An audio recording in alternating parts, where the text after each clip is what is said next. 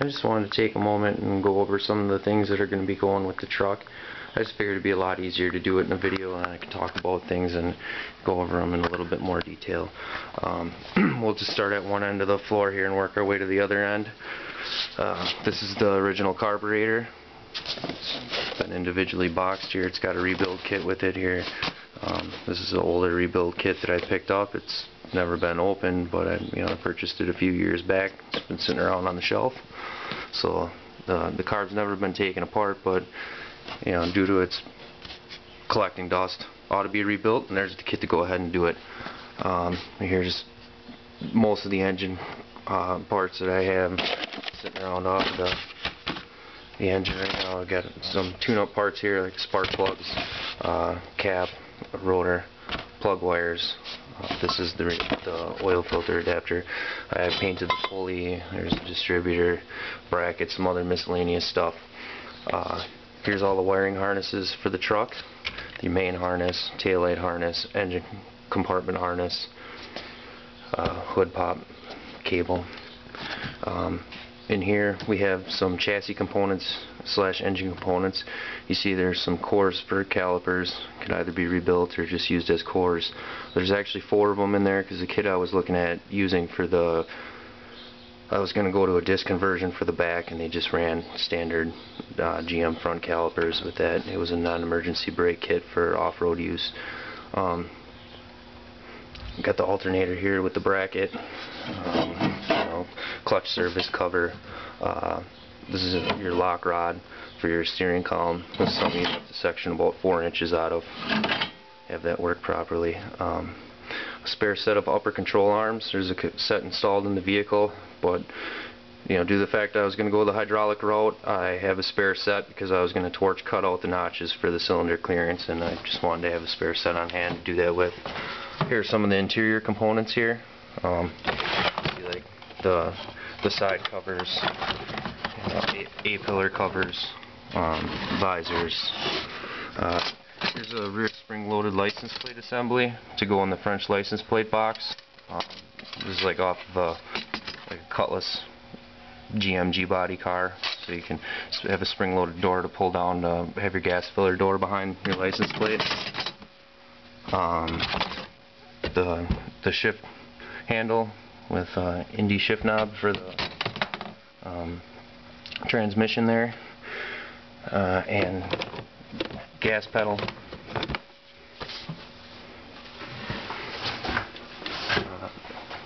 Crossover Y pipe for the exhaust.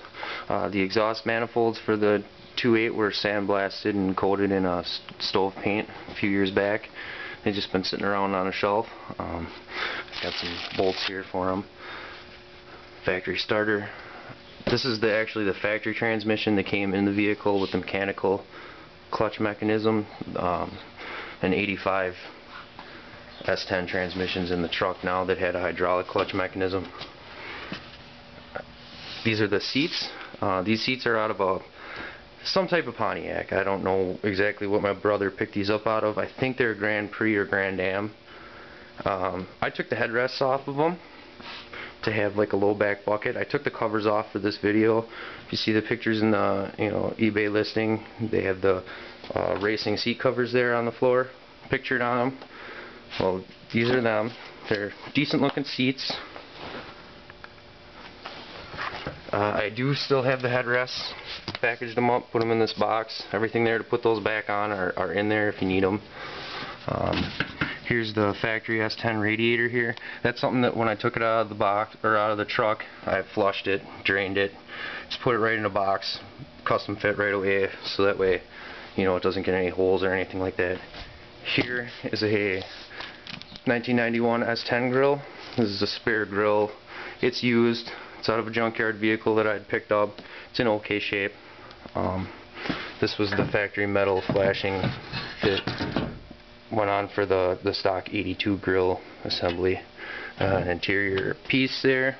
This is our box of rubber type stuff. We got left and right door seals, the hoses for the engine. Here's the rest of the replacement body mounts here. And polyurethane body bushings. The ones that go on the radiator wall and stuff aren't installed at the moment. They're some hardware in a bag. Gasket set there. Shift boot down there. And the dashboard. Both speaker grills don't have any broken components on them or fins on them or whatever. The dash does have some cracks here and there. I like these early style dashes. These used to have a pretty decent mild popularity before the retro metal dash conversion started picking up big, because these flat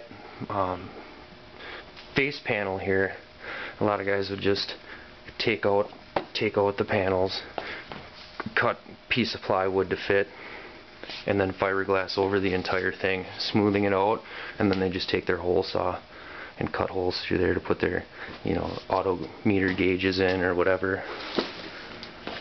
So it's a good look at the dash there. I think that pretty much concludes all the parts that are going with the truck.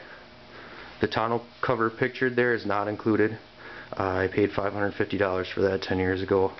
It costs like $600 to get that to your door now. That's something I would be willing to offer up for $300 to the winning buyer.